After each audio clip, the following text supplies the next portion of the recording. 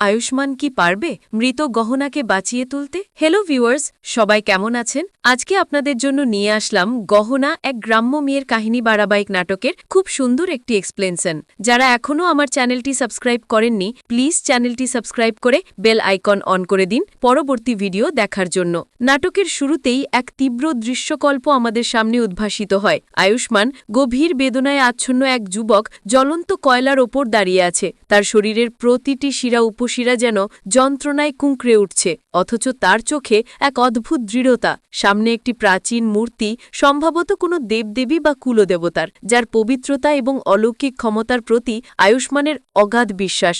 মূর্তির ঠিক নিচেই শুয়ে রাখা হয়েছে গহনাকে। তার নিষ্প্রাণ দেহ, যা একসময় প্রাণবন্ত হাসি আর উচ্ছলতায় ভরা ছিল, এখন চিরতরে নীরব। আয়ুষ্মানের এই অগ্নিপরীক্ষা কেবল এক শারীরিক যন্ত্রণা নয়, এটি তার হৃদয়ের আর্তনাদ, তার ভালোবাসার গভীরতম প্রকাশ। সে বিশ্বাস করে এই আত্মোৎসর্গের মধ্য দিয়ে সে দেবতাদের সন্তুষ্ট করতে পারবে, গহনার জীবন ফিরিয়ে আনতে পারবে। সে জ্বলন্ত কয়লার ওপর নৃত্য করতে থাকে। প্রতিটি পদক্ষেপে তার সংকল্প আরও দৃঢ় হয়। এই নৃত্য কেবল শারীরিক শ্রম নয়, এটি এক ধরনের প্রার্থনা, এক ঘোর লাগা আরাধনা, যা জীবনের প্রতিটি স্পন্দনকে মৃত্যুর মুখোমুখি দাঁড় করিয়ে দেয়। গহনার নিথর দেহ মূর্তির সামনে পড়ে আছে, তার শান্ত মুখাবয়ব যেন এক করুণ কাহিনীর নীরব সাক্ষী। আয়ুষ্মান তার নৃত্য থামায় না, বরং আরও তীব্র বেগে, যেন এক উন্মাদনায় সে অবিরাম নেচে চলে। তার হৃদয়ে একটাই কামনা, গহনাকে ফিরে পাওয়া, এই নিষ্ঠুর ভাগ্যকে উল্টে দেওয়া। ঠিক সেই মুহূর্তে যখন আয়ুষ্মানের নৃত্য চরমে, মূর্তির সামনে থেকে, গহনার মৃতদেহের পাশ থেকে আয়ুষ্মান একটি পতাকা তুলে নেয়। এই পতাকা যেন তার সংকল্পের প্রতীক, তার প্রতিজ্ঞার ধারক। এবং ঠিক তখনই এক অলৌকিক বা রহস্যময় ঘটনা ঘটে। মূর্তির সামনে থাকা গহনার নির্জীব দেহের ওপর একটি ওড়না এসে পড়ে। ওড়নাটি তার মুখ ঢেকে দেয়, যেন এক রহস্যের আবরণ তাকে ঘিরে ধরে। এই ওড়না কি কোনো দৈব সংকেত, নাকি এটি কেবল এক অশুভ ইঙ্গিত, যা গহনার মৃত্যুকে আরও গভীর রহস্যে মুড়ে দেয়? এদিকে আয়ুষ্মানের অনুপস্থিতিতে তার বাড়িতে গভীর উদ্বেগ আর উৎকণ্ঠা বিরাজ করছে। পরিবারের প্রতিটি সদস্যের মুখে দুশ্চিন্তার ছাপ। ছেলেটা কোথায় গেল, এই প্রশ্নটি যেন তাদের মনের মধ্যে ঘুরপাক খাচ্ছে। আয়ুষ্মানকে খুঁজে না পেয়ে তারা দিশাহারা। গহনার মর্মান্তিক মৃত্যু এবং আয়ুষ্মানের নিরুদ্দেশ হওয়া, এই দুটি ঘটনা যেন তাদের পারিবারিক জীবনে এক কালো ছায়া ফেলে দিয়েছে। গহনার লাশ গিরে যখন বাড়িতে সবাই শোকে মুহ্যমান এবং আয়ুষ্মানকে নিয়ে চিন্তিত, তখনই চাকুরিকে, সম্ভবত বাড়ির একজন পরিচারিকা বা ঘনিষ্ঠ আত্মীয়, ভীত সন্ত্রস্ত দেখা যায়। তার চোখে মুখে আতঙ্কের ছাপ, যেন সে কোনো গভীর রহস্যের মুখোমুখি হয়েছে।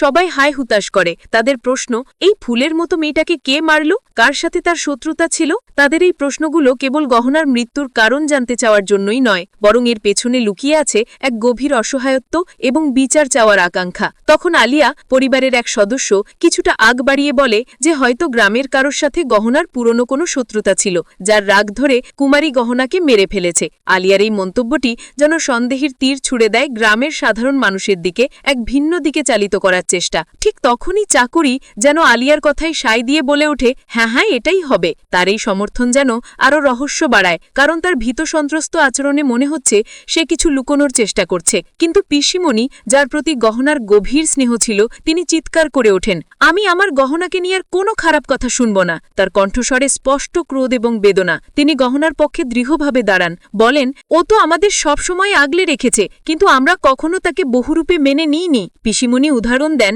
যখন আমি সিঁড়ি থেকে পড়ে যাই, তখন সবাই আমার থেকে মুখ ফিরিয়ে নেয়, গহনা ব্যতীত। দিন রাত আমাকে নিজের আপন মানুষ হিসেবে সেবা করেছে। পিসিমণির কথায় গহনার আত্মত্যাগ এবং নিঃস্বার্থ ভালোবাসা প্রকাশ পায়। সে ছিল পরিবারের একজন সদস্যের মতোই, এমনকি অনেক আপনজনের থেকেও বেশি। কিন্তু আয়ুষ্মানের বাবা, একজন বাস্তববাদী এবং সম্ভবত কিছুটা কঠোর প্রকৃতির মানুষ, এগিয়ে এসে বলেন, ও আমাদের একজন চাকরানী ছিল মাত্র, আর চাকরানীর কাজই হচ্ছে মালিককে সেবা করা। বরং কোনো মহৎ কাজ করেনি, মালিককে সেবা করেছে। আয়ুষ্মানের বাবার এই মন্তব্য পিসিমণির বক্তব্যের সম্পূর্ণ বিপরীত। এটি গহনার তার সামাজিক অবস্থান এবং পরিবারের চোখে তার মূল্যবোধকে তুলে ধরে। ঠিক তখনই আয়ুষ্মানের মা এসে বাবার কথার প্রতিবাদ করেন, আপনি কেমন মানুষ? গহনা সবসময় আমাদের নিজের মানুষ হিসেবে ভালোবেসেছে এবং ওর জীবনের সবটুকু শ্রম আমাদের পেছনে দিয়েছে, বরং কখনো ভালোবাসা ও শ্রদ্ধায় একটু কৃপণতা করেনি। মায়ের কথায় গহনার প্রতি তার অকৃত্রিম ভালোবাসা এবং কৃতজ্ঞতা প্রকাশ পায়। তিনি গহনাকে কেবল একজন চাকরানী হিসেবে দেখেননি, বরং তাকে পরিবারের একজন অবিচ্ছেদ্য অংশ মনে করতেন। এই বিতর্কের মধ্যে মধ্যেই দরজার দিকে সবার নজর পড়ে। আয়ুষ্মান ভিজে চুপচুপে হয়ে ঘরে ঢুকছে, তার চোখে মুখে শোকের গভীর ছাপ, সারা শরীর যেন ক্লান্তিতে ভেঙে পড়ছে। আয়ুষ্মানের মা দ্রুত তার দিকে ছুটে যান, তাকে আগলে ধরে জিজ্ঞেস করেন, তুমি এতক্ষণ কোথায় ছিলে? মায়ের কণ্ঠস্বরে উদ্বেগ, ভালোবাসা এবং কিছুটা অভিযোগ মিশে আছে। আয়ুষ্মান যখন মায়ের প্রশ্নের উত্তর দিচ্ছিল তখন আলিয়া পিছন থেকে মুচকি মুচকি হাসছিল, তার হাসিটা যেন এক চক্রান্তের পূর্বাভাস, এক নির্মমতার ইঙ্গিত। আয়ুষ্মান গভীর বেদনায় বলে ওঠে, আমি গহনা সৎকার করে এসেছি। তার এই কথা শুনে সবাই স্তব্ধ হয়ে যায়। সৎকার মানে সব শেষ, গহনার ফিরবে না। ঠিক তখনই আলিয়া এগিয়ে আসে, নাটকীয় ভঙ্গিতে আয়ুষ্মানকে ধরে ফেলে। তুমি ভেঙে পড়ো না আয়ুষ্মান, আমি সর্বদা তোমার সাথে আছি। আলিয়ার এই সান্ত্বনা যেন কপটতার চাদরে ঢাকা। তার আসল উদ্দেশ্য আয়ুষ্মানের প্রতি সহানুভূতি দেখানো নয়, বরং এই সুযোগে তার কাছাকাছি আসা। কিন্তু আয়ুষ্মানের মা, একজন বিচক্ষণ নারী, আলিয়ার মতলব বুঝতে পারেন। তিনি ঝাটকা দিয়ে আলিয়ার হাত আয়ুষ্মানের গা থেকে সরিয়ে দেন। আয়ুষ্মান তার মনের গভীর শোকে আচ্ছন্ন টলতে টলতে নিজের রুমের দিকে চলে যায়। এদিকে দেখা যায় আলিয়া তার মাথার উপর ওড়না দিয়ে নিজেকে বহুরূপে কল্পনা করেছিল। সে হাসছিল, যেন গহনার মৃত্যু তার পথে এক বিরাট বাধা সরিয়ে দিয়েছে। তার স্বপ্ন ছিল আয়ুষ্মানকে বিবাহ করার, আর এখন সেই স্বপ্ন পূরণের দ্বার প্রান্তে। কিন্তু ঠিক তখনই পিছন থেকে চাকুরি, যার মুখাভাবে এখনো আতঙ্কের ছাপ, বলে ওঠে, এই ওড়না পরে যে স্বপ্ন দেখছো তা কখনো পূরণ হওয়ার নয়। আলিয়ার আগে ফেটে পড়ে, কেন পূরণ হওয়ার নয়? আমি অবশ্যই আয়ুষ্মানকে বিবাহ করে ছাড়ব, আর এখন গহনাও নেই, আয়ুষ্মান আমাকে বিবাহ করবে। আলিয়ার কথাই তার চরম স্বার্থপরতা এবং নির্লজ্জতা স্পষ্ট হয়ে ওঠে।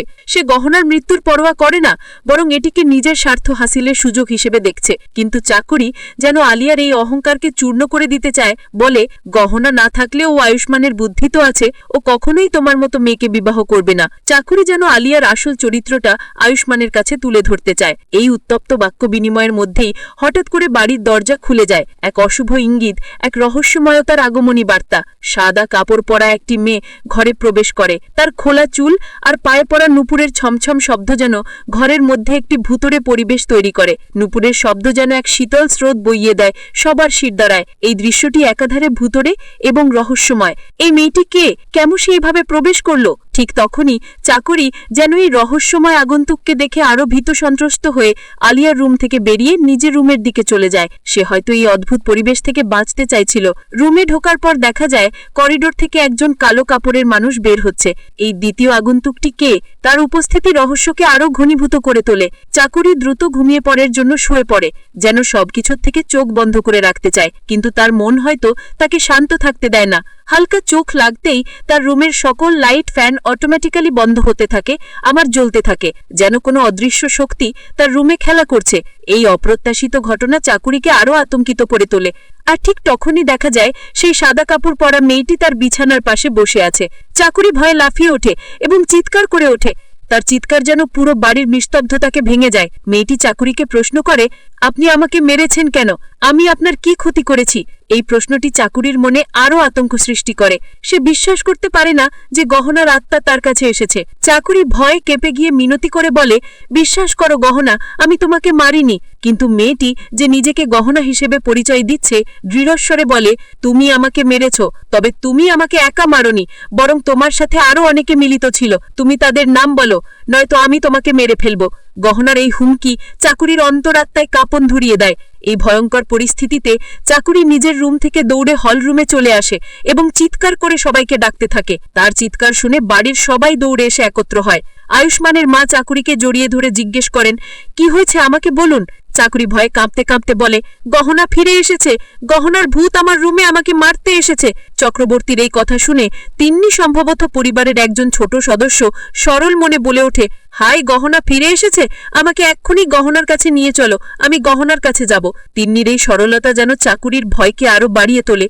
চাকুরি ভয় পেয়ে তিন্নিকে বারণ করে, খবরদার, তুই এক পাও বেরোবি না, ওটা গহনার ভূত, গহনা না, তুই গেলে ভূত তোকে মেরে ফেলবে। চাকুরির এই কথাই গহনার প্রেতাত্মার রূপে ফিরে আসার বিষয়টি সবার সামনে আসে।